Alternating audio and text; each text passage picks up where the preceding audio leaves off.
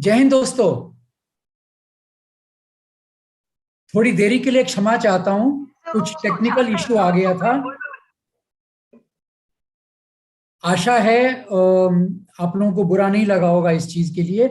आज से मराठा इतिहास का आरंभ है। श्रीकांत देवेंद्र जी जोशी हमारे साथ आज जुड़े हैं और वो मराठा इतिहास का पूरा विस्तार से विवरण हमको 8 एपिसोड्स में बताएंगे।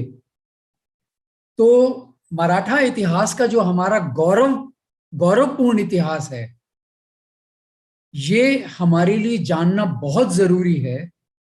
क्योंकि अभी तक जो हमको पढ़ाया गया है, मैं खासकर सेंट्रल बोर्ड की बात करता हूं, महाराष्ट्र बोर्ड में तो मराठा इतिहास को अच्छे से पढ़ाया गया है, परंतु बाकी भारत के अंदर हमको मुगलों का इतिहास बताया गया है, हमको ब्रिटिश का इतिहास बताया गया है, लेकिन मराठा इतिहास का जो गौरव है वो हमें कभी नहीं बताया गया। अभी तक हम लोग अकबर को महान मानते हैं, औरंगजेब को बहुत अच्छा मानते हैं। औरंगजेब ने कोई मंदिर नहीं तोड़े, बहुत अच्छे अच्छे काम किए, यही हमको पढ़ाया गया, यही हमारी मान्यता है। लेकिन आज के अगले 8 सेशंस के अंदर शिवाजी महाराज ने और पूरे मराठा इतिहास में जितने जितने भी हमारे वहां पे राजा हुए हैं, छत्रपति हुए हैं, उन सब ने किस तरीके से मराठा को, हिंदू को, हिंदुत्व को और मंदिरों को किस तरीके से आगे बढ़ाया और पूरे भारत के अंदर इन्होंने अपना वर्चस्व बनाया। तो श्रीकांत जी जोशी का मैं विवेक जी से रिक्वेस्ट करूंगा, आपको उनका इंट्रोडक्शन देंगे और उसके बाद श्रीकांत जी जोशी हमारे साथ जुड़ के आज की पहली कड़ी उसके बारे में बताएंगे। विवेक जी। धन्यवाद सर।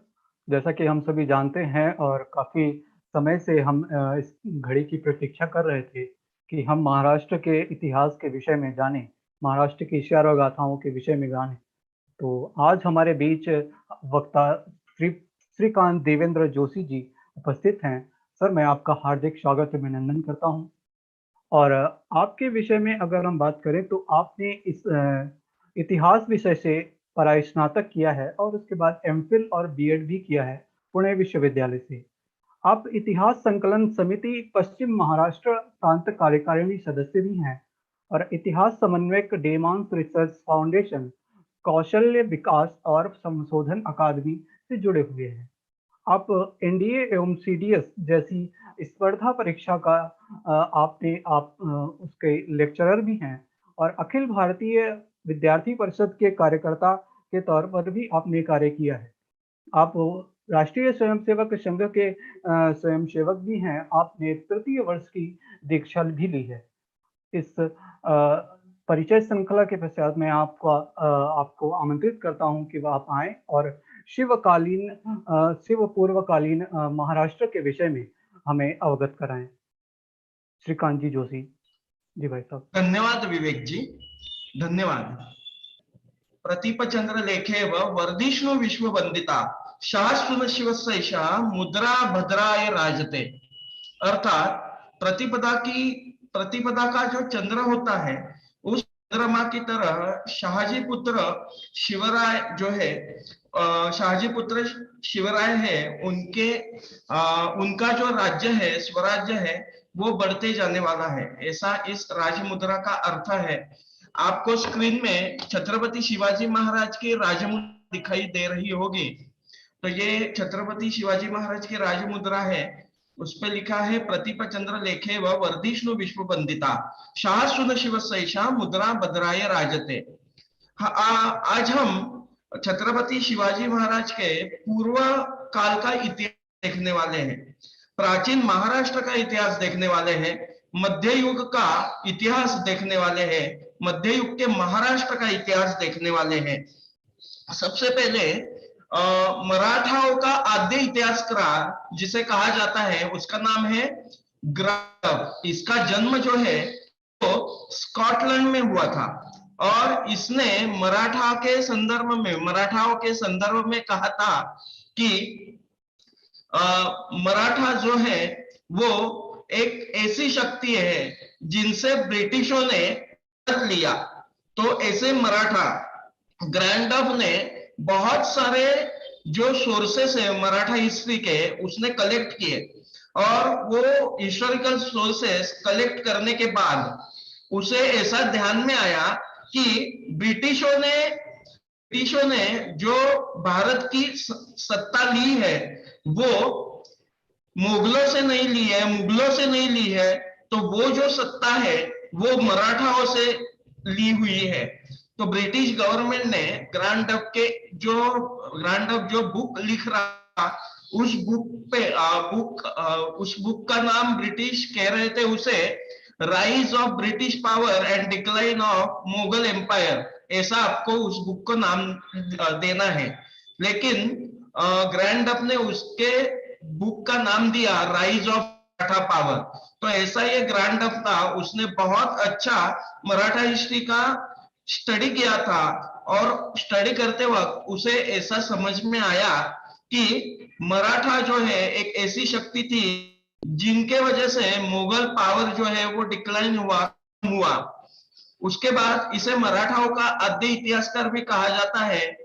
ये इसके संदर्भ में महत्वपूर्ण है। जब ये रिटायर होके अपने स्कॉटलैंड में गया तो वो खुद को कहता है मैं एक गरीब मराठा पाटिल हूं। तो इतना मराठाओं का ग्रैंड डफ के ऊपर था, और ग्रैंड डफ जो है वो सातारा के एजेंट भी था। सातारा के जो महाराजा प्रताप सिंह थे उनका, प्रताप सिंह भोसले, उनका उस सातारा स्टेट पॉलिटिकल एजेंट भी था। तो इसका ये वैशिष्ट्य है, और उसने मराठा हिस्ट्री जो है सबसे पहले सटीक विश्लेषण उसने किया हुआ था। ये बताना मुझे महत्वपूर्ण लगता है, इसलिए मैंने बताया। तो ऐसे मराठा जिनका जो नाम है वो पूरे विश्व में फैला हुआ था उस वक्त। मराठाओं ने रोम से आए हुए पुर्तगालियों को भी पराभूत किया था, उसके बाद ब्रिटिशों को भी पराभूत किया हुआ था। ऐसे विश्व में सिर्फ एक ही ऐसी शक्ति है जिन्होंने ब्रिटिशों को पराभूत किया है, वो थी मराठा शक्ति। तो ऐसे मराठा शक्ति का आज हम विवरण देखने वाले हैं। शिव पूर्वकालीन महाराष्ट्र ऐसा है। सह्याद्री पर्वत ये ऐसा स्थान है जिस स्थान की वजह से मराठे जीत पाए और मुगलों को परास्त कर पाए, ब्रिटिशों को परास्त कर पाए। 5 अलग अलग सुल्तान महाराष्ट्र में बैठे हुए थे, उनको परास्त कर पाए। तो ऐसा सह्याद्री, ऐसा कहा जाता है सह्याद्री पर्वत प्राचीन काल से यहाँ पे था, और इस पर्वत के परिसर को दंडकारण्य कहा जाता है। ऐसा कहा जाता है कि यहाँ पे बहुत सारे वृक्ष थे, पेड़ थे, भयानक वृक्ष थे, और उसके बीच से नदियां बहती रहती थी। ऐसी नदियां जहां पे सिर्फ भयानक ऐसे हिंस्र श्वाप जिन्हें कहा जाता है वो पानी पीने के लिए आते। ऐसा कहा जाता है पहली बार मानवता का स्पर्श जो है सह्याद्री पर्वत को वो भगवान श्री राम के चरणों से हुआ। भगवान श्री राम के चरणों से हुआ। छत्रपति शिवाजी महाराज है, ये भी भगवान श्री राम के राजवंश से थे, ऐसा कहा जाता है। जैसे सिसोदिया राजवंश है राजपूतों का, उसी डायनेस्टी से छत्रपति शिवाजी महाराज।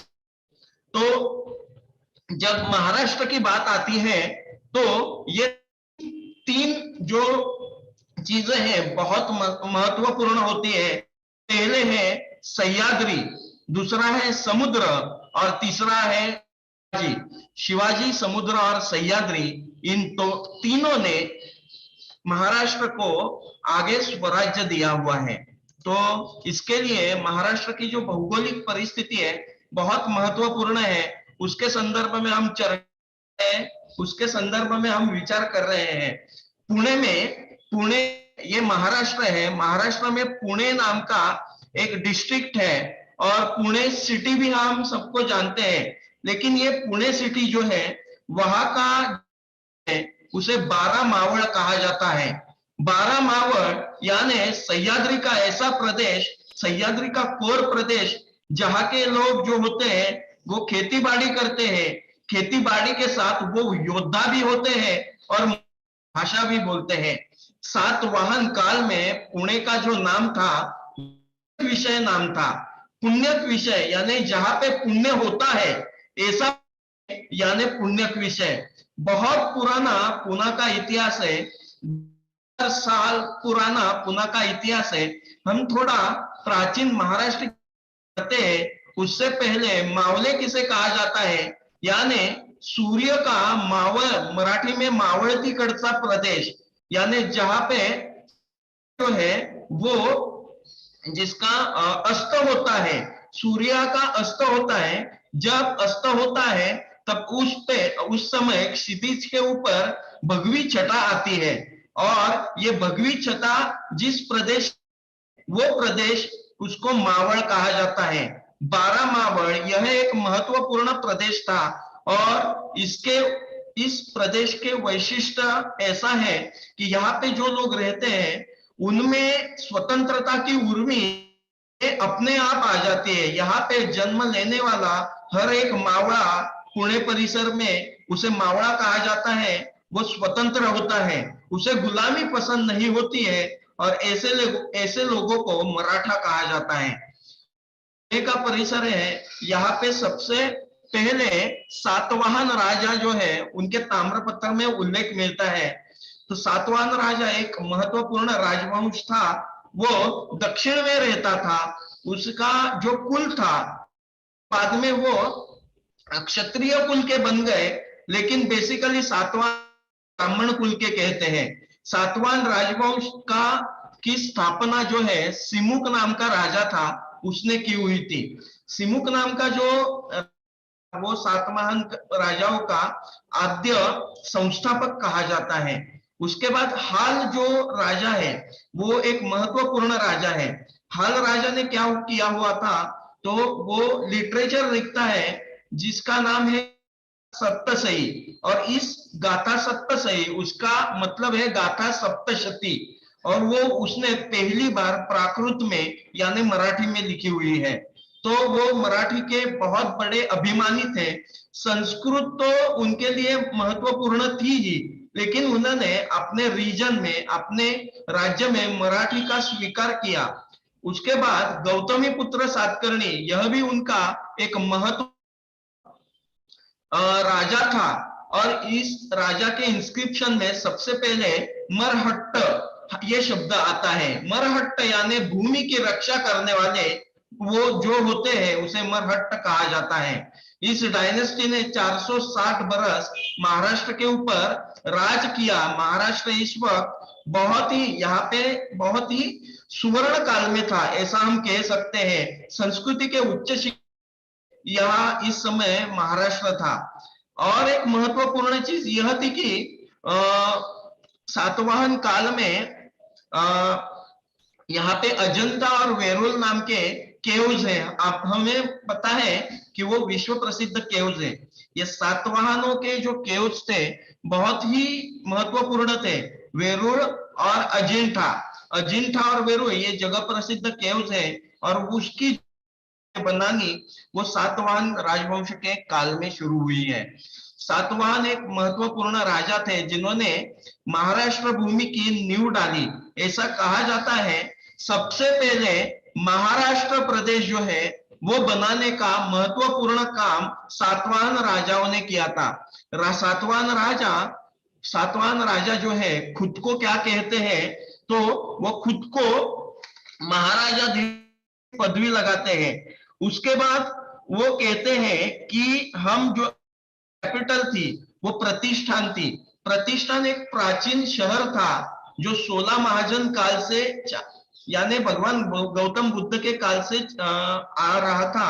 ऐसा एक प्राचीन शहर प्रतिष्ठान था, और उसे महत्वपूर्ण ऐसा महत्व है प्राचीन भारत के इतिहास में, ये भी महत्वपूर्ण चीज है। उसके बाद देखिए 16 महाजन पदों का वो दक्षिण में था, वो महाराष्ट्र में था, उसमें से एक उसकी कैपिटल जो प्रतिष्ठान थी, वो प्रतिष्ठान ही सातवाहन राजाओं की कैपिटल थी। ये बहुत ही महत्वपूर्ण है। उसके बाद इन राजवंश ने अश्वमेध यज्ञ किया हुआ था। ये बहुत ही वैदिक धर्मीय, ऐसा होकर भी इन्होंने सबसे महत्वपूर्ण काम बुद्धिस्ट केव को डोनेशन, जैन केव को डोनेशन दिए और बहुत ही महत्वपूर्ण काम किया। सारे एक करने का काम सातवाहन राजवंशों ने किया है। इस राज में सिथियन जो थे, वो सिथियनों ने आक्रमण, परकीय सिथियन थे, उन्होंने हमारे ऊपर आक्रमण किया हुआ था। सिथियनों को पराभूत करने का काम गौतमी पुत्र सातकर्णी ने किया था।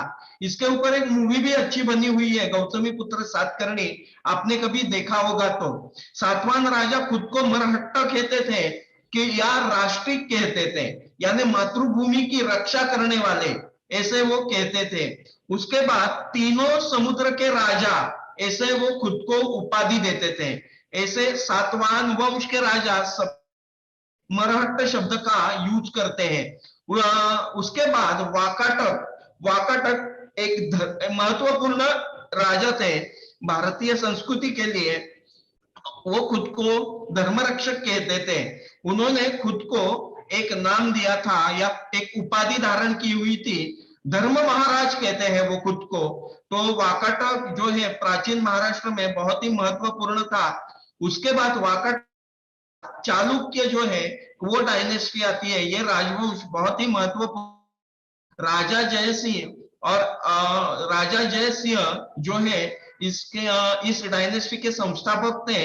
अश्वमेध यज्ञ का उन्होंने आयोजन किया था। इस काल में महाराष्ट्र में कला और संस्कृति जो है वो परमोच्च शिखर पर पहुंची हुई थी। उसके बाद एक महत्वपूर्ण राजवंश आता है। वैसे तो जैन धर्म को संरक्षण देते थे, लेकिन वो रेडिकली हिंदुइज्म भी, तो इसका यह महत्वपूर्ण है कि वो हिंदू धर्माभिमानी भी थे और उसी वक्त वो जैन धर्म को भी संरक्षण देते रहे। उनका जो फ्लैग था वो सुवर्ण गरुड़ ध्वज था, जो भगवान विष्णु का है। आज की जो कोल्हापुर की अंबाबाई है, जिसे महालक्ष्मी मंदिर कहा जाता है, वो उसका डेवलपमेंट शिलाहार राजवंश ने किया। आज वो महाराष्ट्र की कुल देवता है। तो ये बहुत ही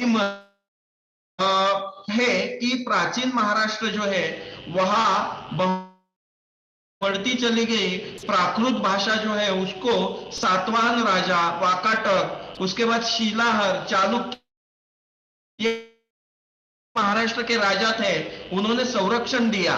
और महाराष्ट्र संस्कृति जो है वो, महाराष्ट्र संस्कृति को महाराष्ट्र धर्म भी कहा जाता है। महाराष्ट्र धर्म का मतलब यह है, एक महत्वपूर्ण मध्ययुगीन महाराष्ट्र के लिए एक महत्वपूर्ण संकल्पना इतिहासाचार्य राजवाड़े ने कही है, वो है महाराष्ट्र धर्म। तो मराठा तुदका मेळवावा, महाराष्ट्र धर्म वाढवावा, ऐसा कहा जाता है। इसका मतलब है हिंदू धर्म रक्षण, उसके साथ गो रक्षा, मातृभूमि जो करते हैं वो मराठा होते हैं, और मराठाओं का मतलब होता है महाराष्ट्र के रक्षक। तो ऐसा महाराष्ट्र धर्म का ऐसा महाराष्ट्र धर्म का उदय मध्ययुगीन महाराष्ट्र में हुआ था। देवगिरी के यादव एक महत्वपूर्ण राजवंश अर्ली मिडिवल एरा में आया हुआ था। ये अर्ली मध्ययुग में महाराष्ट्र में एक महत्वपूर्ण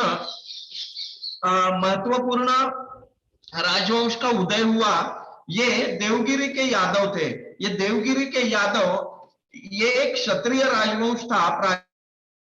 गुण तथा मुसलमानों ने आक्रमण किया।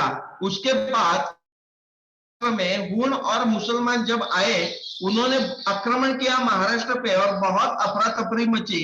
और इस अफरा तफरी को संभालने के लिए इस राजवंश का उदय हुआ और उन्हें देवगिरी के यादव, ये यादव वही यादव राजवंश है, राजवंश से थी। उस वक्त पराक्रमी क्षत्रिय कुलवंत यादव राजवंश का उदय महाराष्ट्र भूमि पे हुआ था।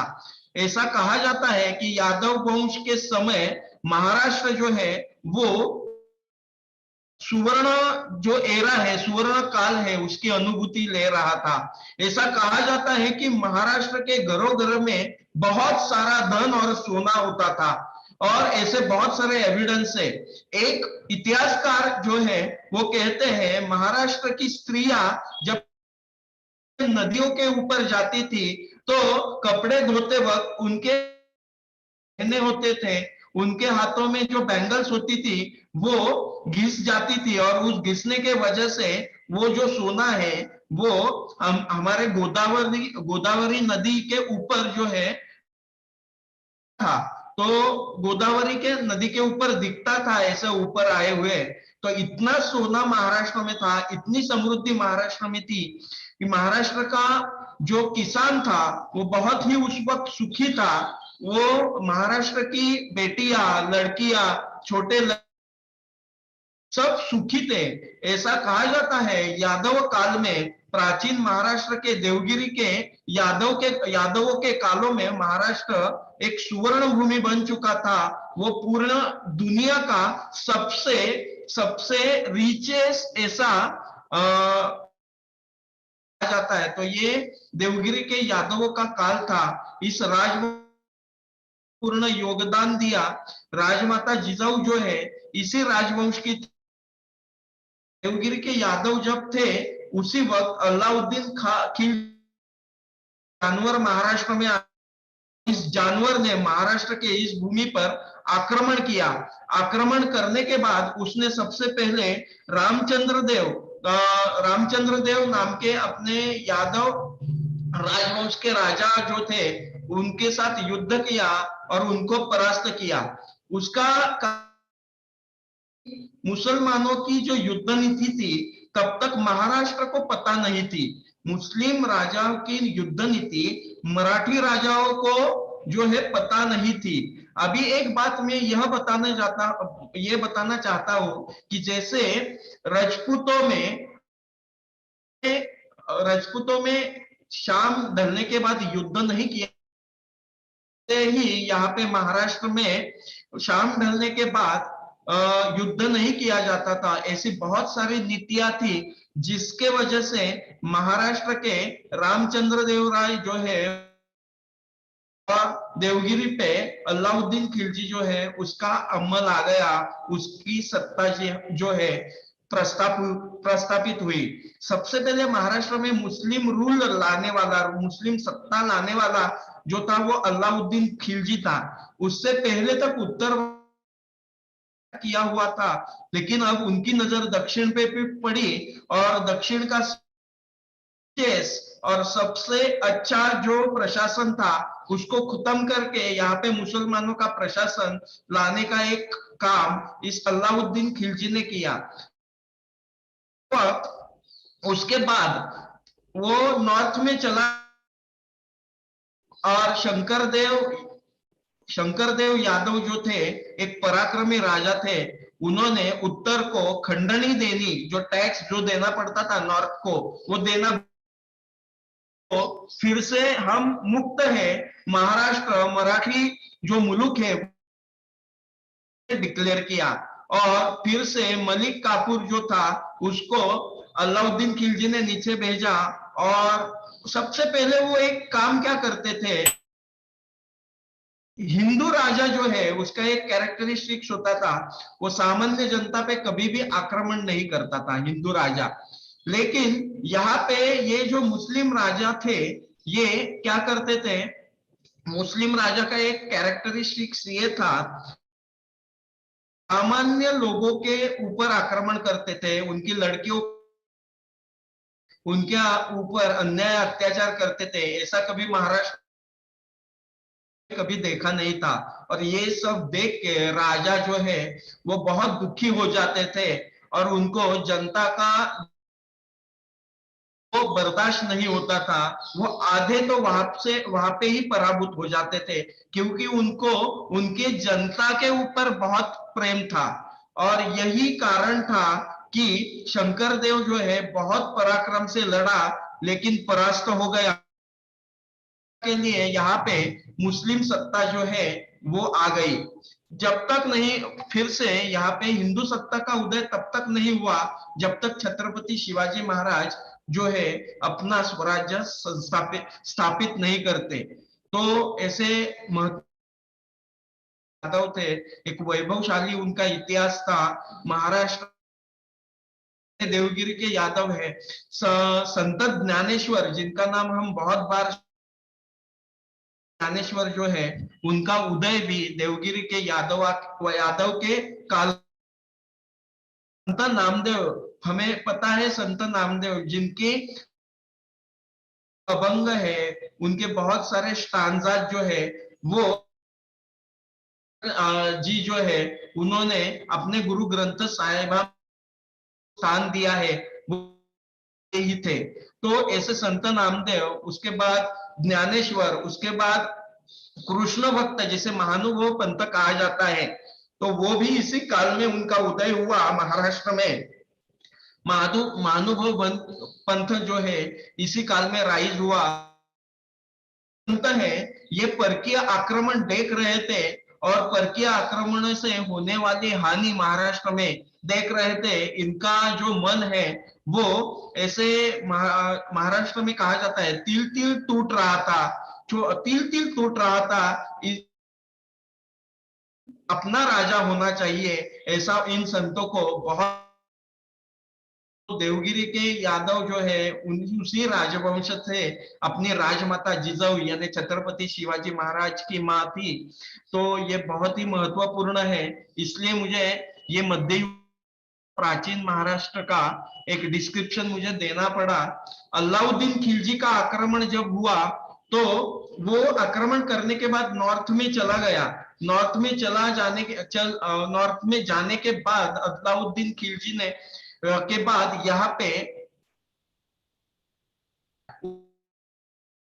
और यहाँ पे आक्रमण करके महाराष्ट्र भूमि जो है वो फिर से आक्रांत हो उठी। यहाँ पे फिर से यहाँ पे जो अपनी माता भगिनी है, अपने किसान है, अपने सामान्य जन है, जनता है,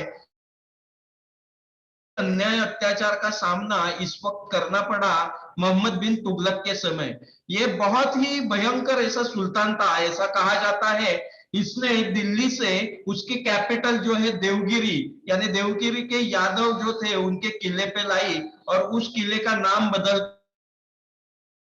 रख दिया। तो ये भी बहुत महत्वपूर्ण है। मोहम्मद बिन तुगलक ने दौलता देवगिरी जो अपने भगवान श्री कृष्ण के वंश के जो राजा थे, देवगिरी के यादव, राजमाता जिजाऊ का जो वंश था, उस देवगिरी को उसने दौलताबाद बना दिया, उसको कैपिटल बना दिया। इस साल वो कैपिटल थी महाराष्ट्र में। उसे ऐसा लगा बहुत अच्छा और आसान होगा और ऐसा जो है वो अच्छी तरह से वो जीत पाने में सफल रहा। नॉर्थ में जो है नॉर्थ की शक्तियां थी, नॉर्थ के आक्रमण आने वाले थे, वो आक्रमण वो रोक नहीं पाया और उस वजह से नॉर्थ में बाहर से आने वाले आक्रमण और हिंदू शक्तियों को भी वो रोक नहीं पाया। उसके वजह से वो फिर से नॉर्थ में अपनी कैपिटल लेके चला गया। उसको दृष्टि से ये महादौलताबाद जो है वो ठीक नहीं है। और इस तरह यहाँ पे एक बहमनी साम्राज्य नाम का एक साम्राज्य का जन्म हुआ। ये बहमनी जो है उस साम्राज्य का जो जन्म हुआ उसका नाम था हसन गंगू। हिंदू था, ये कन्वर्टेड हिंदू था और उसके पहले इसके जो गुरु थे वो ब्राह्मण थे और इसलिए इसे हसन गंगू बहमनी नाम से पहचाना जाता है। ये मुसलमान था, उसके वजह से फॉलो किए, यानी एक तरह से ये भारतीय मुसलमान से आए हुए तुर्कों की संस्कृति महाराष्ट्र लाने का काम कर रहा था। बहमनी साम्राज्य के ने 60 साल तक बहमनी साम्राज्य जो है वो 5 सुल्तानों में बढ़ गया। पहली सल्तनत थी इमाद शाही। तो इमाद तो बहमनी साम्राज्य 5 भागों में जो है वो बट चुका था। पहली सल्तनत जो थी वो इमाद शाही थी, दूसरी थी अहमदनगर की निजाम शाही, तीसरी सल्तनत थी बिदर शाही, और चौथी सल्तनत थी, देखिए चौथी सल्तनत थी वो थी गोवलकोंडा, उसके गोवलकोंडा के कुतुब शाही, और पांचवी सल्तनत थी आदिल शाही। तो बहमनी साम्राज्य जो है इस 5 भागों में बट गया। पहला था इमाद शाही, था अहमदनगर की निजाम शाही, तीसरा था बिदर की बरीद शाही, गोवलकोंडा की कुतुब शाही, और बीजापुर की आदिल शाही। सोचिए दिल्ली में एक सुल्तान था, आप दिल्ली में एक सुल्तान बैठता था, एक मुगल बैठता था, फिर भी उत्तर के हिंदुओं को कितने अन्याय अत्याचार सहने पड़ते थे। यहाँ तो 5-5 सुल्तान बैठे हुए थे, तो महाराष्ट्र की जनता को कितने अन्याय अत्याचार सहन कर सोचकर भी जो मन है वो लगता है कि हाथ में तलवार लेके अभी पाकिस्तान को दौड़ डाले। इतने ये 5-5 बादशाह एक महाराष्ट्र के ऊपर सत्ता जो है लांद रहे थे अपनी, और तुर्की, उसके बाद पठानी, ये सारे, उसके बाद फारसी, ये थे महाराष्ट्र भूमि को जो है एकदम लूट भी रहे थे, और उसकी संस्कृति जो है वो भी खत्म करने का काम कर रहे थे। उसी वक्त और कुछ सत्ताधीश थे जो हिंदुओं के ऊपर अन्याय अत्याचार कर रहे थे। तो थे, ये इतना कम था क्या, उसके और ये तैमूरी भी यहाँ पे आके गए। तो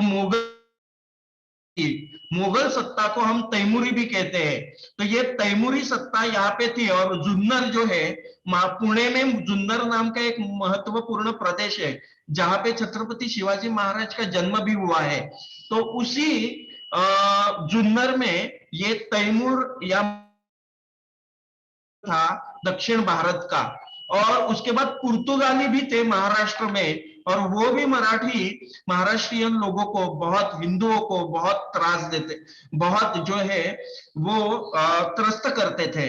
उसके बाद अंग्रेज भी थे, मुंबई में अंग्रेज बैठे, अफ्रीकन सिद्धि जो है वो कोकण के किनारे, वहां पे जो अपनी माता भगिनी जो होते थे उनको पकड़ के समुन्द्र में उनका किला था वहां पे लेके जाते थे। ये अफ्रीकन सिद्धि, ये भी मुसलमान ही थे, लेकिन अफ्रीकन और ये 5 जन जो है वो भी महाराष्ट्र को रोनने में लगे हुए थे। ऐसे महाराष्ट्र के ऊपर 10-10 अलग अलग कम्युनिटी के लोग जो बाहर के थे, ये बाहर की सत्ताएं महाराष्ट्र को जो है शोषित करने का काम कर रही थी। एकदम भयानक परिस्थिति महाराष्ट्र में। पूर्ण महाराष्ट्र जो है इन परकीय सत्ताधीश और देशी परंतु धर्मांतरित मुसलमानों के बीच परतंत्र था। किसी को कुछ भी आशा नहीं दिख रही थी कि अब महाराष्ट्र का क्या होगा, या हमेशा के लिए हम भी ऐसे धर्मांतरित हो जाएंगे। ऐसी बहुत ही में बनी हुई थी उस वक्त, जिनकी भाषा न तो भारतीय संस्कृति और पहराव, वो तो सिर्फ थे विदेशी विदेशी और विदेशी। इनके सिवा अन्याय और अत्याचार यही उनका मूल मंत्र था। ऐसा होकर भी महाराष्ट्र में कुछ शक्तियां होने लगी थी। अभी देखो बहमनी साम्राज्य जो है उसके अलग अलग 5 छोटे छोटे टुकड़े हो गए। हमने पहले देखा है कि वराड में, महाराष्ट्र में एक छोटा सा प्रांत है जिसे वराड आज भी कहा जाता है, वहां पे इमाद शाही थी। अहमदनगर तो नगर जिला है, वहां पे निजाम शाही थी। छत्रपति शिवाजी महाराज के पिताजी शाहजी राजे भोसले निजाम शाही में ही सरदार थे।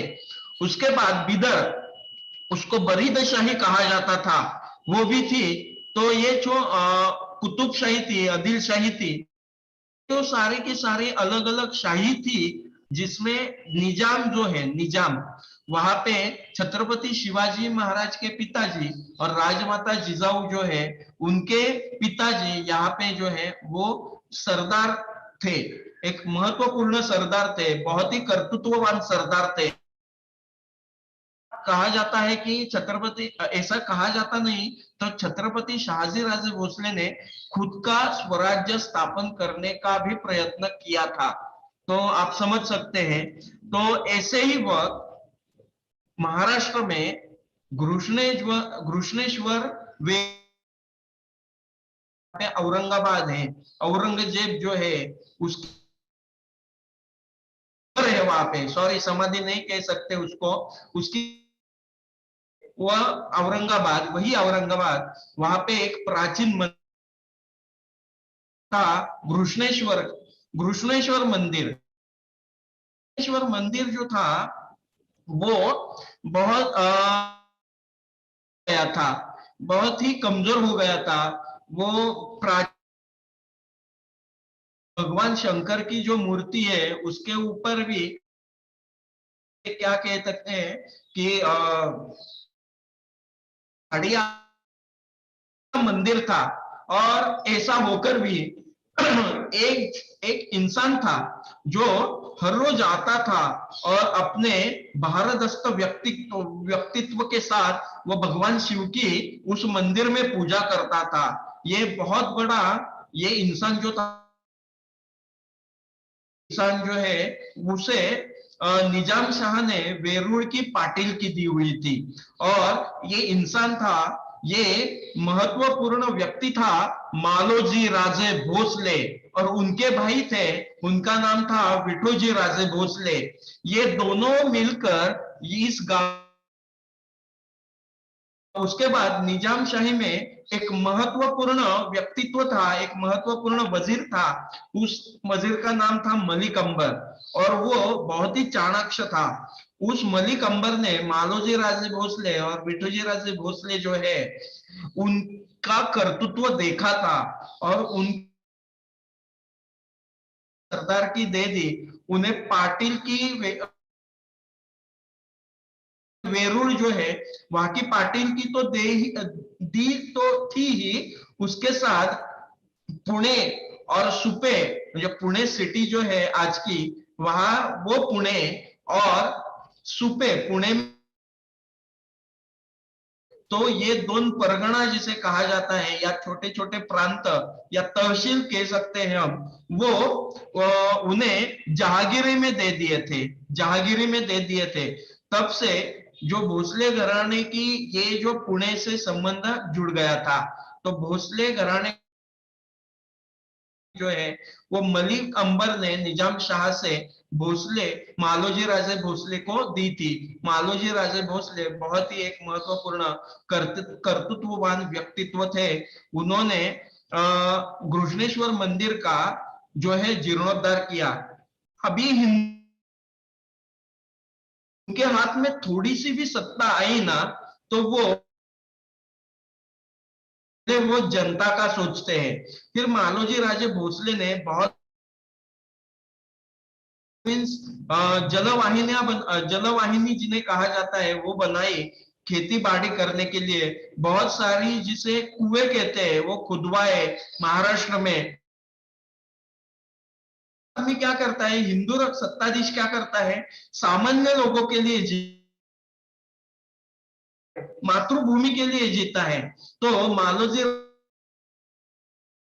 किया, सामान्य लोग जो है सुखी करने का काम उन्होंने किया। घृष्णेश्वर जो मंदिर है यहाँ पे देखो दिखाई दे रहा है, घृष्णेश्वर जीर्णोद्धार किया। मालोजी राजे भोसले जो है ना, उनको दो लड़के नाम था बड़े शाहजी राजे भोसले और शरीफ जी राजे भोसले। ये दोनों लड़के भी बहुत ही कर्तृत्ववान थे और मालोजी के राजे भोसले की तरह उन्होंने भी पोस्ट पे अपना पोस्ट पे यानी सरदार की ज्वाइन, तो वतनदार थे ही। तो वेरूळ के पाटिल थे, उसके बाद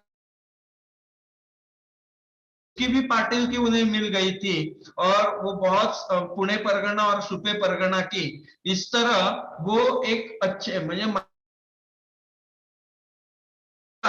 ऐसी डायनेस्टी, भोसले डायनेस्टी जो है वो राइज होने लगी थी, जिससे महाराष्ट्र का जो सामान्य जनता है वो सुखी होने लगी थी। लेकिन ऐसा होकर भी गुलामी आखिर गुलामी होती है, केंद्रीय सत्ता निजामशाही आदिलशाही के पास चली जाती थी, इमादशाही बिरदशाही जो थी वो बहुत बड़ी नहीं, लेकिन ये जो निजामशाही और आदिलशाही और मुगलशाही है उनका उनसे बहुत सारे कष्ट महाराष्ट्र भूमि को होते थे, और उन कष्टों का निवारण करना भी बहुत ही जरूरी था। अभी हमने देखा कि छत्रपति जो है उनका जो राजवंश है कैसे राइज हुआ, वो देखा। अभी हम देखेंगे कि देवगिरी का लखुजी राजे जाधव ये एक महत्वपूर्ण व्यक्तिमत्व था। लखोजी राजे जैसे शहाजी राजे डायनेस्टी, जैसे मालोजी राजे भोसले जो है उनकी डायनेस्टी जैसे राइज हुई, उसी वक्त और एक डायनेस्टी जो है वो राइज हुई है। एक्चुअली ये जो लखुजी राजे जाधव जो है वो देवगिरी के यादव ही थे, और वो अभी महत्वपूर्ण, लेकिन ये समझ लीजिए कि ये अपने राजमाता जिजाऊ यानी छत्रपति शिवाजी अपनी राजमाता, हमारे सबके राजमाता जिजाऊ, तो उनके ये जो थे वो पिताजी थे। और इस वक्त एक निजाम शाह जो था उसे लगा जाधव जो है वो आदिल शाही से मिलने वाले हैं, या आदिल शाही जो है उनके साथ उनका कुछ तो व्यवहार चल रहा है पॉलिटिकल, तो ऐसा उसे लगा, और उस है उनको निजाम शाह ने देवगिरी के किले पे बुलाया, यानी दौलताबाद के किले पे बुलाया। हम उसे देवगिरी ही कहते हैं, दौलताबाद कहते नहीं है। तो देवगिरी के किले पे बुलाया, अभी यहाँ पे दिख रहा है वो देवगिरी का किला है। वास्तविक देवगिरी के है ये खुद लखोजी जाधव थे, लेकिन वहां पे पर सत्ताधीश निजाम शाह जो है वो राज कर रहा था। परकीय संस्कृति का अनुसरण करने वाला निजाम शाह जो है वो राज कर रहा था। उसने ये पूरे जाधव परिवार को किले के, जब सारा यादव परिवार आया तो पूरे यादव परिवार को उसने हत्या कर दी है। इतना भयंकर परिस्थिति निर्माण कर दी इस निजाम शाह ने कि कोई भी बचा नहीं यादव परिवार का, जो ऊपर किले पे गया था और जो गांव में बचा था। और एक दो सिर्फ वही बचे, बाकी पूरा जाधव परिवार जो है वो उसने खत्म किया निजाम शाह ने, क्योंकि लखुजी जाधव तो सरदार थे, और निजाम शाह दरबार में दूसरे जो मुसलमान थे लखुजी जाधव जो है उनका द्वेष करते थे। उन्होंने बादशाह को कुछ लखुजी जाधव के संदर्भ में और पूरा परिवार उनका जो है तो ऐसे लखुजी जाधव जो हत्या जो है इस निजाम शाह ने उस जो किला देवगिरी के यादवों का था। तो ये सारा का सारी परिस्थिति जो है अपनी राजमाता जिजाऊ देख रही थी कि उनकी शादी हो चुकी, देख रहे थे अपने आंखों से। यानी वो कभी कभी जो है ना बहुत बार सोचती थी ऐसा क्यों हो रहा में बाद झगड़ रहे हैं और उसकी सत्ता जो है वो परकीय सत्ताधीश है, वो जो रहे हैं। तो ये बहुत बार उनके मन में द्वेष आता था। वो किसान, इनके ऊपर अन्याय अत्याचार होते हैं, छोटे बच्चों को समुद्र से अरबस्तान की ओर लेकर जाके उन्हें बेचा जाता है। ये परिस्थिति बहुत माता जिजाऊ जो है अपने आंखों से देख रही थी और ये उनके मन की एक बहुत बड़ी मराठी और राजमाता जी महाराज के स्वराज्य की प्रेरणा थी। उसके बाद स्वराज्य स्थापना का प्रयत्न जो किया, प्रेरणा भी राजमाता जिजाऊ ही थी। तो यही वैशिष्ट्य है जो है उनका कि उन्होंने पूरे मराठा साम्राज्य का जिजाऊ ही थी। यहाँ पे देखिए सुल्तानों का अत्याचार और साधु संत, ऐसा बहुत बड़ी यात्रा रहती है, उसे वारी कहा जाता है। और ये वारी में सारे साधु संत सहभागी होते हैं और छोटा सा गांव है, उस गांव से ये यात्रा निकलती तक जाती है और वो ये सारे जो सैकड़ों किलोमीटर का जो पट्टा है वो चलते चलते सारे वार कर रहते हैं। उनके हाथ में भगवा पताका रहता है और हाथ में वीणा रहती है और विठल विठल विठल नाम जो है वो बोलते चले जाते हैं। ऐसी बहुत बड़ी यात्रा रहती है महाराष्ट्र में, जिसे वारी कहा जाता है। महत्वपूर्ण हिस्सा है, लेकिन कि वो किसी भी साधु संत को जाने की मुभा भी नहीं देते थे। सारे साधु पंढरी की यात्रा उस वक्त करने, इस वक्त अपने संत एकनाथ नाम के एक बहुत बड़े संत हो, एकनाथ जो है उन्होंने हिंदू जनता को एकता का संदेश, अपना जाति भेद पर आघात कर दो, ऐसा उन्होंने संदेश दिया था। न संत एकनाथ जो है उनके बारूद बहुत प्रसिद्ध है। मराठी में उन्होंने एक अन्याय अत्याचार इतना हुआ था कि उन्होंने एक बारूद लिखा, दार उगड़, हमें अब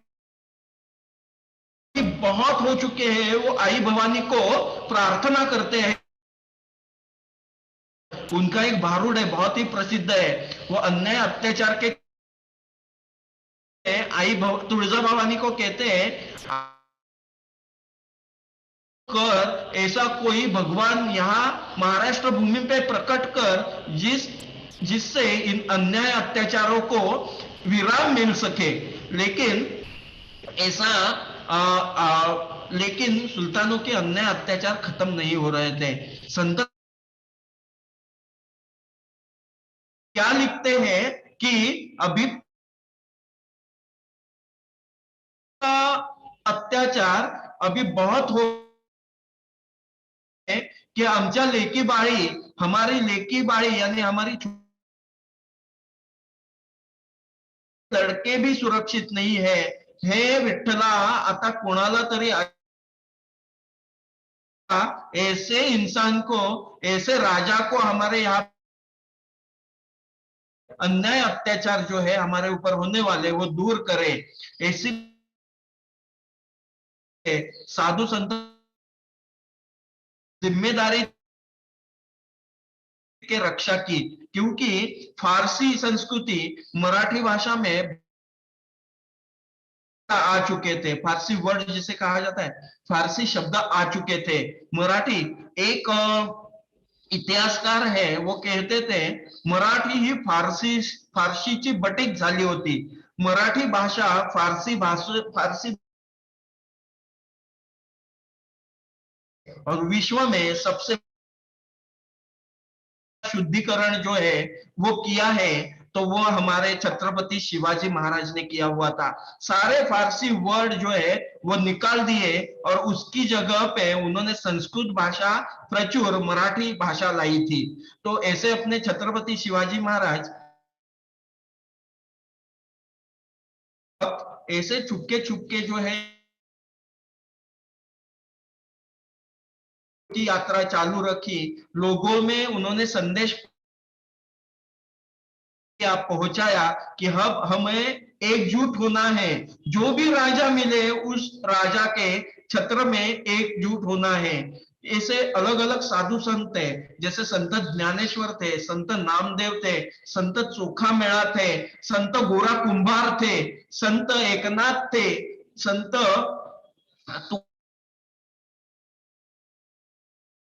संत बहुत सारे इन्होंने, संत रामदास थे, समर्थ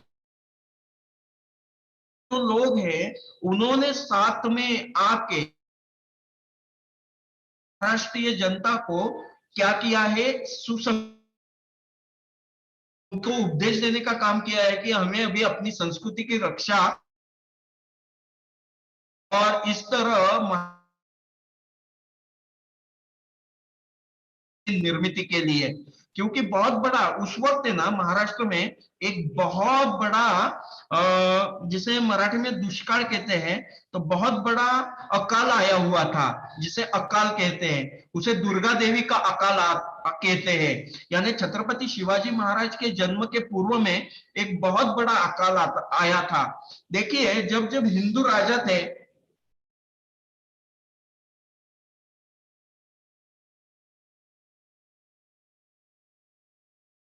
उनके लिए उसका प्रयोजन करते थे, लेकिन अभी पांच पांच सुल्तान शाही, उसके बाद ये विदेशी आक्रामक जो यूरोप से भी आए हुए हैं, अफ्रीका से भी आए हुए हैं, और वो सारा अनाज लूट के चले जाते थे।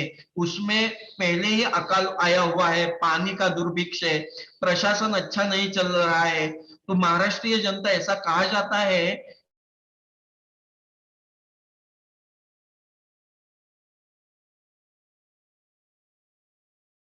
ऐसे अपना गुजारा करते थे। कई जगहों पे तो कहा जाता है कि मरे हुए इंसान को भी नहीं छोड़ा गया, उसे भी खा दिया लोगों ने। इतना बड़ा अकाल उस वक्त महाराष्ट्र में पड़ा हुआ था, और इससे कुछ तो मार्ग निकलना चाहिए था। उसके सारे संतगण भगवान विठल को, भगवान विठल जो भगवान विष्णु का रूप है, उसे प्रार्थना कर रहे थे कि कोई ऐसा प्रशासक ला जो हमारी रामदास नाम के एक बहुत जो है उन्होंने क्या किया था, तो जो है मारुति जो है उनकी जगह जगह पे उन्होंने क्या किया था, तो जगह जगह जगह पे संगठित किया और उन्हें कहा कि हमें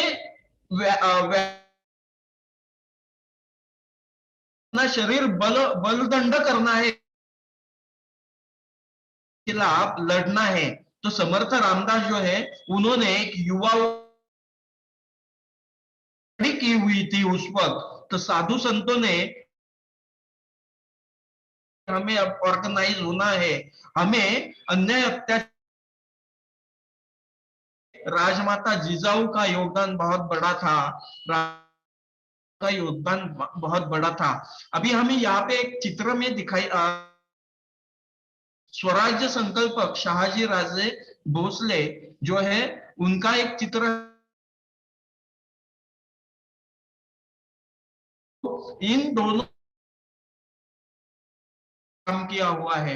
क्या किया था शहाजी राजे भोसले,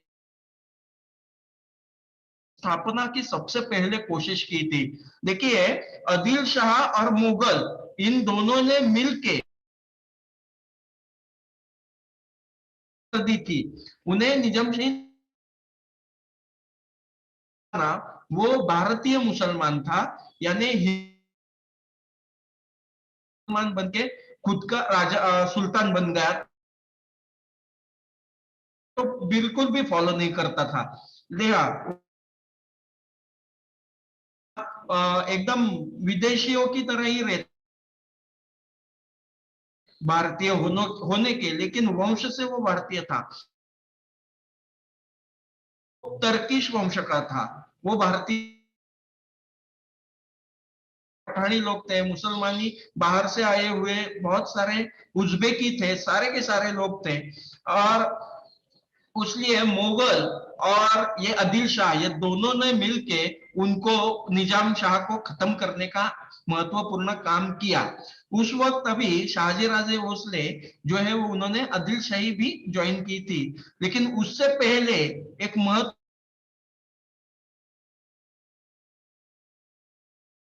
छोटा सा वार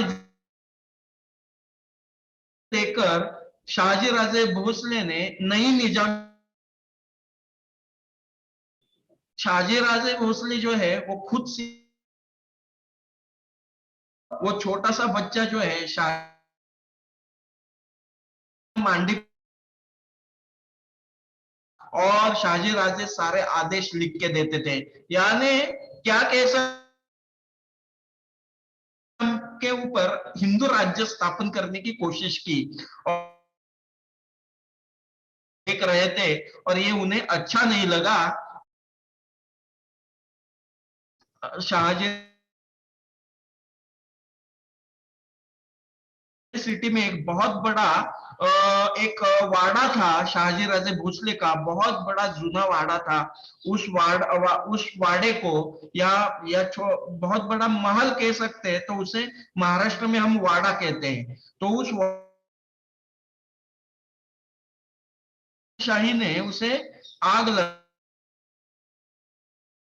जिसे गधा कहते हैं, गधा, गधे का हल चला दिया। एक एक बोर्ड लगाया हुआ था, कस्बा पुणे नहीं बना सकता, ऐसा आदिल शाह का, अली आदिल वहां पे लिखा हुआ था। और पुणे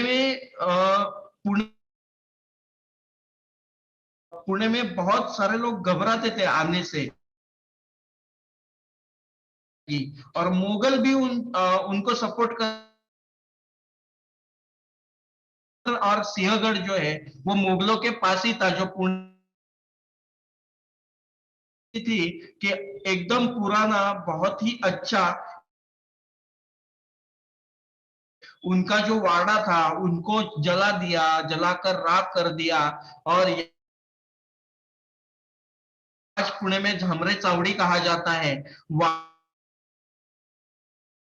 जला दिया। और उस वजह से सुल्तानों की अवकृपा हो जाएगी, इसलिए वो बहुत सारा जंगल बना हुआ था यहाँ पे, वहां पे लोमड़ियां बहुत, और यहाँ पे इंसान नहीं आते थे। ऐसी परिस्थिति निर्मल भोसले जो है उनको दक्षिण में था कि ये सह्याद्री पर्वत जो है वहां पे से स्वराज्य की स्थापना फिर से करने, यानी अपने आप शाहजी राजे ही वो चलाए। तो इसलिए मुगल मुगल जो था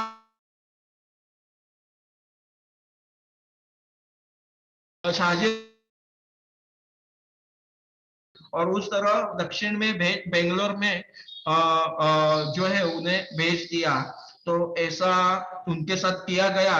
लेकिन स्वराज्य की पहली जो स्थापना की कोशिश है, स्वराज्य हुआ था, और उनके पीछे प्रेरणा थी अर्थात राजमाता जिजाऊ की। तो ये बहुत ही एक, वो एक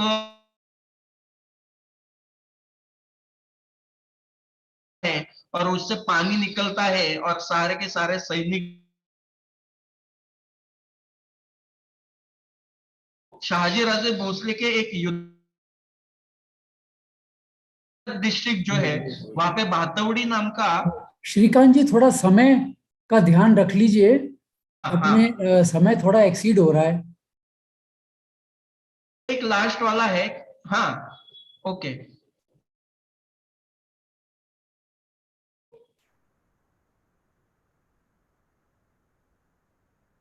गांव है और उस गांव में वो एक बांध था, डैम जैसा, और नीचे जो है मुगल सैनिक, आदिलशाही सैनिक जो है, मुगल और आदिलशाही सैनिक जो है वो बैठे हुए थे, और शाह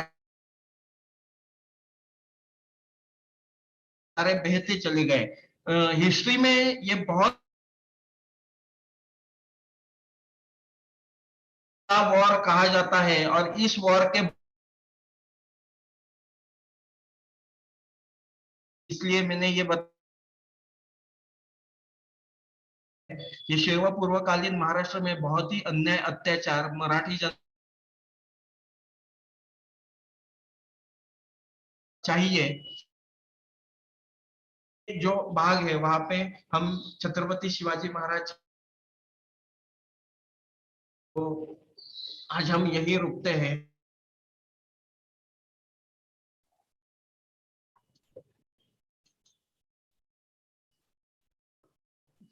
धन्यवाद सर।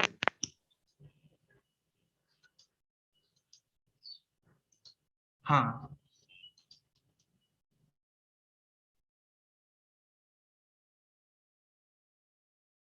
हेलो।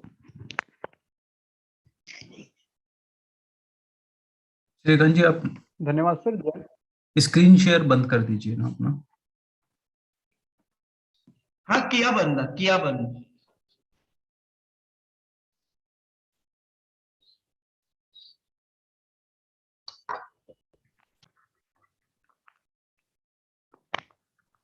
विवेक जी सर्टिफिकेट का अनाउंस बहुत कर। बहुत बहुत बहुत धन्यवाद भाई साहब, आपने बहुत ही महत्वपूर्ण विषय पर आज व्याख्यान दिया। शिवाजी से पूर्वकालीन इतिहास के विषय में किस प्रकार मुगलों के आने से पूर्व महाराष्ट्र की जो संपन्नता थी, उसके पश्चात किस प्रकार महाराजा माता जिजाऊ के ने अत्याचारों को देखा, और उन्हीं से सबक लेकर के, उन्हीं से सीख लेकर के, उन्हीं को देखकर किस प्रकार शिवाजी में वो गुण आए, इसकी चर्चा हम आगे करेंगे। आपका बहुत बहुत धन्यवाद भाई साहब। एक कार्यक्रम, एक सूचना मैं आपको दे रहा हूँ कि फीडबैक फॉर्म के लिए लिंक आपको अभी प्रोवाइड हो जाएगा, और जो भी लोग जुड़े हुए हैं वो फीडबैक फॉर्म फिल करके सर्टिफिकेट प्राप्त कर सकते हैं। आगे की कार्रवाई के लिए मैं आदरणीय दीपक जी को मंच शेयर करूंगा कि वो आए और प्रश्नोत्तरी का कार्यक्रम स्टार्ट करें। धन्यवाद विवेक जी। मैं हमारे श्रोताओं को आज हुई असुविधा के लिए क्षमा प्रकट करता हूँ। आज बहुत सारी असुविधा होगी, फ्यूचर में इंश्योर करेंगे कि ये सारी तकनीकी व्यवधान ना आए और हम अच्छे से सेशन को कर सकें। एक तो फीडबैक फॉर्म से रिलेटेड आपके लिंक बॉक्स और चैट बॉक्स के अंदर में, डिस्क्रिप्शन बॉक्स और चैट बॉक्स में लिंक आ गया है, फीडबैक फॉर्म भरिए। आज का हमारा सेशन कैसा लगा, कोई सुझाव हो तो वो दीजिए। सर्टिफिकेट भी बता दो जी, इससे संबंधित सर्टिफिकेट आपको फीडबैक फॉर्म फिल करने के और 1 घंटे के अंदर अंदर में आपको सर्टिफिकेट रिलीज हो जाएंगे। तो मैं निवेदन करूंगा श्री डालमिया जी से कि सर आप कुछ शब्द कहें आज के सेशन के बारे में। प्रश्न नहीं है क्या? जी, अभी कोई प्रश्न है नहीं सर। श्रीकांत जी से मैं एक चीज पूछना चाहूंगा। श्रीकांत जी नहीं है क्या, हट गए क्या? श्रीकांत जी का शायद डिस्कनेक्ट हो गए सर, उनका सेशन के बीच में भी उनके कई बार ओ अच्छा, उनके कुछ इंटरनेट प्रॉब्लम था। जी सर, तो दोबारा जुड़ गए हैं श्रीकांत जी अपने से। अच्छा श्रीकांत जी, आपसे एक प्रश्न पूछना चाहूंगा मैं। आपने जब ये बता रहे थे कि 5 भाग में वो डिवाइड हो गया, तो आपने 5 शाही बताई और उसके बाद आपने पुर्तगाली और अंग्रेज वगैरह भी बताए। तो अंग्रेज उस समय तो नहीं थे शायद, मेरे को जैसा ख्याल आता है। छत्रपति हाँ हाँ, बोलिए सर। जी, अंग्रेज तो उस समय मेरे नॉलेज के हिसाब से अंग्रेज तो उस समय नहीं थे, पुर्तगाली तो आ गए थे। उन्होंने वो गोवा पे कब्जा कर लिया था, थोड़ा बहुत दीव दमन पे कब्जा कर लिया था, तो वहां से हो सकता है महाराष्ट्र के ऊपर उनका इन्फ्लुएंस हो रहा हो। परंतु अंग्रेज तो उस समय, मेरा ज्ञान यही है कि अंग्रेज तो उस समय नहीं आए थे। हाँ, शिव पूर्व काल में अंग्रेज थे महाराष्ट्र में। मुंबई जो इलाका है, मुंबई वो महाराष्ट्र का ही भाग है। उसके बाद गोवा जो है वो भी महाराष्ट्र का ही भाग है। और कोकण जो परिसर है, कोकण, ये सारा कोकण का परिसर ये महाराष्ट्र का ही भाग है। जो जहाँ पे पहला आरमार जो है हमारा, जो छत्रपति शिवाजी महाराज ने, मध्य युग का पहला आर्मर छत्रपति शिवाजी महाराज ने जो है एस्टेब्लिश किया था। एंशिएंट एज में था हमारा, लेकिन मध्य युग में किसी भी भारतीय राजा ने खुद का आर्मर जो है वो एस्टेब्लिश नहीं किया था। इवन मुगलों का भी खुद का आर्मर नहीं था। तो ये जो परकीय, छत्रपति शिवाजी महाराज अंग्रेजों के संदर्भ में कहते हैं, हट्टी जात, हालती आलेले स्तर मेलेची या सोडावयाचे नाही, त्यामुळे इनको दूर रखिए महाराष्ट्र प्रदेश से। तो उन्होंने मुंबई इलाका जो है, कोकण का जो प्रांत है, राजापुर है, राजापुर दक्षिण में, तो वो छत्रपति शिवाजी महाराज के पहले ही आ चुके थे वहां पे। जहांगीर से मिले, वो वो शाहजहां वो, से वो मिले। ट्रेडिंग तो कर रहे थे, लेकिन उनका वो जो राज एस्टेब्लिश करना, सेना एस्टेब्लिश करना, अत्याचार करना, वो सब तो शुरू हुआ था औरंगजेब के मरने के बाद। औरंगजेब के मरने के पहले तो नहीं था। महाराष्ट्रियन पॉलिटिक्स में है ना, वो बहुत सारे गड़बड़ियां करते थे उस वक्त। यानी सिद्दी जो थे उनको सपोर्ट करते थे, सिद्दी जो है उनको सपोर्ट करते थे। सिद्दी जो अभी जंजीरा जो फोर्ट है, शिवाजी महाराज का एक बहुत बड़ा सपना जो है अधूरा रह गया, सिद्धियों को खत्म करने पूरा जो है वो सपोर्ट करते थे। पुर्तगाली भी सिद्धियों को सपोर्ट करते थे। एक प्रकार का वो क्या बागी, क्या कहते हैं उसे, वो थीफ ही थे सिद्धी यानी, लेकिन वो मुगलों के सरदार थे, ऐसा भी है। तो ब्रिटिश थे शिव पूर्व काल में, और वो यहाँ के पॉलिटिक्स में गड़बड़ करने का काम करते थे। अच्छा अच्छा। बहुत सारी अभी कथाएं आपको समझ में आएंगी जब हम शुरू करेंगे ना। हाँ हाँ हाँ छत्रपति हाँ। शिवाजी के काल में तो बहुत गड़बड़ियां उन्होंने की है। छत्रपति शिवाजी महाराज ने तो वासोटा नाम का फोर्ट है, वो फोर्ट कैद खाना था, एकदम भयानक फोर्ट है। आज भी हम गए ना और 12 घंटे हम नहीं मिले प्रशासन को, तो हमें मृत घोषित करते हैं, ऐसा वो था। तो वहां पे हेनरी रेविंटन नाम का उनका एक अधिकारी था ब्रिटिशों का, उसे कैद करके रखा था छत्रपति शिवाजी महाराज ने। तो अच्छा ब्रिटिशर्स बहुत इंटरनल पॉलिटिक्स में गड़बड़ करते थे, तोहफा लेके आते थे मराठों के खिलाफ, तो जिसे तोप कहा जाता है वो, तो वो नहीं करनी है आपको, ऐसा शिवाजी महाराज उनको बताते हैं। अच्छा अच्छा अच्छा अच्छा। अब थोड़ा समझ में आया, उस समय मेरे मन में थोड़ा सा कंफ्यूजन हो गया था। हाँ हाँ हाँ। ठीक है, कोई और प्रश्न है दीपक, बीच में आए हो तो? नहीं जी, आज के लिए कोई प्रश्न अभी है नहीं अपने पास में। अच्छा, जी तो मैं श्रीकांत जी को बहुत बहुत धन्यवाद दूंगा आज की कड़ी के लिए आपने। और आगे भी, जैसे आप तो रविवार को हमारे साथ जुड़ेंगे ही अगले 7 और कड़ियों के साथ। तो दोस्तों, आशा है आज थोड़ी इंटरनेट की प्रॉब्लम की वजह से कुछ बीच बीच में गड़बड़ हो रही थी, लेकिन उसके बावजूद श्रीकांत जी ने पूरी कोशिश करी कि हमको पूर्वकालीन महाराष्ट्र के बारे में, शिव पूर्वकालीन महाराष्ट्र के बारे में थोड़े अच्छे से हमको जानकारी दें। तो आशा है आपको ये सेशन अच्छा लगा होगा। आप लोग, मैं सबको रिक्वेस्ट करूंगा, मेरी चैनल को सब्सक्राइब कीजिए, RH डालमिया, और बेल आइकॉन दबाना मत भूलिएगा, उसके साथ साथ ऑल दबाना मत भूलिएगा, जिससे कि आपको नोटिफिकेशन आते रहें आगे की वीडियोस के बारे में। और मेरे को आशा है आपको आज का सेशन अच्छा लगा होगा। प्लीज अपने दोस्तों के साथ शेयर भी कीजिएगा, परिवार वालों के साथ साझा कीजिएगा, और लाइक जरूर कीजिएगा, उससे हम सबको थोड़ा सा प्रोत्साहन मिलेगा।